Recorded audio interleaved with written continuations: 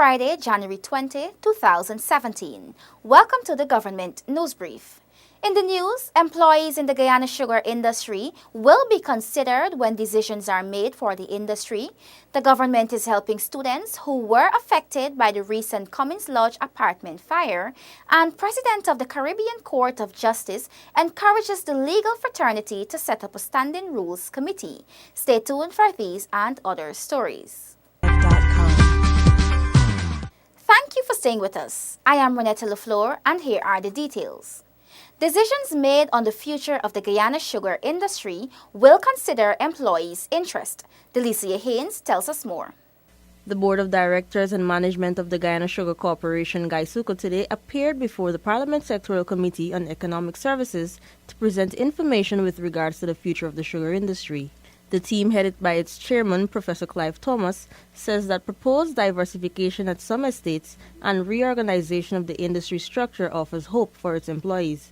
The situation, Guysuco, the management will explain, is that the employment costs of maintaining the workers in the industry exceed the revenue. In fact, it exceeds the revenue.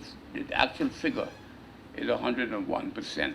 So we spend more in employment than receive in revenue from selling sugar.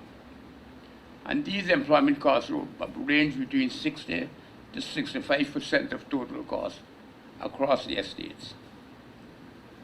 And the costs range between 37 and 45 cents US per pound. Committee member and Minister of Foreign Affairs Carl Greenwich explains that the government is working towards ensuring that current employment of the sugar industry will not be affected negatively. The impact is a fiscal impact that the state can't sustain. So if you don't do anything, the obvious impact is going to be the closure of the industry itself. That is, all the numbers of persons employed will be reduced. That is what you're saying. So the individual elements of the package, if you're going to diversification, all of these things are intended to mitigate that impact. The cost at which sugar is traded on the world market is an average US 19 cents per pound. However, Guyana's production cost per pound is much higher. The chairman notes that the Sugar Corporation, which employs more than 17,000 persons, is in debt of more than $75 billion, and there continues to be a dramatic decline in production. The term structure of that debt is that short-term debt is at 11.7 billion. The long-term debt is 32.9 billion, and the pensions, the debt that the corporation is carrying, is just about the same as the long-term debt, and that is $2.8 billion. The government continues to seek input from the opposition and other key stakeholders on deciding a way forward with the industry. For the Government News Brief, I am Delicia Haynes. Students who were affected by the recent fire at the Cummins Lodge apartment building have started to put their lives back together with the government's help. Zanil Williams tells us how. Rovin Persaud from Essequibo Island, West Demerara, says if the government had not provided immediate relief, his ambition of becoming a medical technician would have been derailed. I'm very thankful at least the laptop and the stationery item go far away in at least helping to start back my studies. Rovin's brother, Sachin Persaud, is also grateful for government's intervention. The prospective lab technician, who is close to completing his final year at the Georgetown School of Nursing, says he was devastated when he lost his laptop. I'd like to say thanks to people that distributed laptops and things, as laptop is one of the most important thing that I have lost. And just thanks. I just want to say thanks to them. Minister of Social Protection, Amna, along with Minister of Public Telecommunications, Hughes, and Minister within the Ministry of Education, Nicolette Henry, today distributed items to students who were affected by the fire. Minister Ali says the government has education at the top of its agenda and felt moved to assist the students to continue their education. Our government is focusing on education, and we believe that you as students really do need that necessary tool in order to continue with your work at the University of Guyana. Meanwhile, Minister of Public Telecommunications, Hughes, says the laptop computers donated by her ministry must not be seen as a gift, but an opportunity for the students to continue their studies. The Ministry of Public Telecommunications took the opportunity to give to each of the students the 32 laptops. These are laptops that actually are being used for the one laptop per teacher program. But on examining the situation, we thought that this was a worthwhile occasion to make an exception. The students also received mattresses and stationery. Minister Ali says the government is committed to providing the necessary assistance for the students to continue their studies. The fire on January 14 destroyed the apartment building at 3rd Avenue Cummings Lodge near the Turkine campus. It resulted in millions of dollars in losses and displaced more than 35 tenants. Zenil Williams reporting for the Government News Brief. President of the Caribbean Court of Justice, Sir Dennis Bryan, encourages the Guyana's legal fraternity to set up a standing rules committee as the country prepares to implement the new civil procedures rules. Tiffny Rhodius has the details. Attorneys at law, magistrates, judges and other judicial staff today gathered for the start of a 2-day seminar on the new civil procedure rules. In his feature address to the Bar and Bench, President of the Caribbean Court of Justice, CCJ, Sir Dennis Bryan, recommended the establishment of a committee to review the rules as they begin to take effect. An important element of this transition has to be the existence of a standing rules committee who should be reporting to the Chancellor about twice per year with recommendations for improving the rules. The new Civil Procedure Rules 2016 aims to reduce the clogging of courts by ensuring parties are heard and not unjustly prejudiced. Meanwhile, Acting Chancellor of the Judiciary, Justice Singh, calls on the Bar and Bench to support the implementation of the new rules. Understanding is important because I would be the first to admit that maybe it will turn out that the rules are not perfect.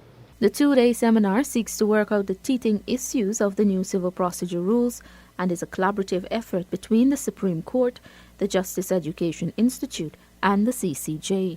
For the Government News Brief, I'm Tiffny Rogers. PPP councillors were a no-show at today's inaugural meeting of the National Regional Development Consultative Committee. Here's more. Minister of Communities Ronald Bulkan told the media last evening that identical letters were presented by the PPP councillors informing him that they would not participate in the 2-day meeting of regional councillors and heads of municipalities. Bulkan says the fact that the letters were identical suggests that there were central involvement of those councillors' actions, and this does not bode well for regional and local empowerment. It is inconsistent, those actions, with the statements expressed by the Leader of the Opposition at their recently concluded party's Congress, where, among other things, I believe he would have committed his party towards pursuing decentralization. These actions speak to a certain degree of control, and it does not help our regional leaders to be able to bring about the strong level of leadership that they are expected to provide to bring about development in their regions. Bulkan says the current administration will not be deterred or distracted by the unhelpful actions. He says the government will seek to reach out and to bring on board those elected regional and local officials who have a duty and responsibility to represent the interests of their constituencies. Our agenda will not be dictated by the opposition. We will continue to reach out to them. But as I said in my earlier remarks, the reasons advanced by the chairpersons and the mayor of Anna Vijayana, they're specious, they're baseless, and I believe they're provocative. I wish to remind those delegates who have spurned the invitation of the central government, and in particular the Ministry of Communities, to participate in today's historic and important event, that they are public officers and they have a duty under the laws and under the legislation to conform to national policies. In the letters to the minister, the regional officials expressed their concern that the National Regional Development Consultative Committee poses a danger of impinging on the authority of regional democratic councils and municipalities. The regional and local officials also expressed fear that their participation would be seen as endorsing the initiative. Minister Bulkan, however, pointed out that the initiative is a consultative committee designed to bring together all the regions and municipalities with a view of strengthening regional administration and strengthening the role of the regional democratic councils in both the management and development of their respective regions. For the Government News Brief, Gabriela Patram. The Minister of Social Cohesion says Guyanese have to be acquainted with each other's languages and customs and be patriotic if the country is to become an interconnected society. Details in this Zanil Williams report. To be a cohesive nation, much work has to be done, says Minister of Social Cohesion Dr. George Norton. Norton says two of the main barriers affecting closer integration of the hinterland and coastland are language and religion. Dr. Norton says the language and religious ceremonies of the indigenous peoples should be appreciated by all. It's time we get the Arul group as a religion of not only the Akawayas, because it started from the Mukushi, and to at least give them the option, that freedom of choice. Somebody was saying to us that they were so pleased with a wedding ceremony that took place at the Marriott Hotel between an indigenous person and another Guyanese, and they were able to speak their language and so on. But it don't necessarily have to be at the Marriott. It could have been at their so-called Mecca, which is Amakokopai in the Upper Mazaruni, with their priests. We want everybody to be included in this national pie. Social cohesion is out to do that. Minister Norton points out that his ministry has been working on a book titled I Am Guyanese. The book is a collaborative effort with the Ministry of Education and targets civic education at primary level. It is something that is needed a long time ago.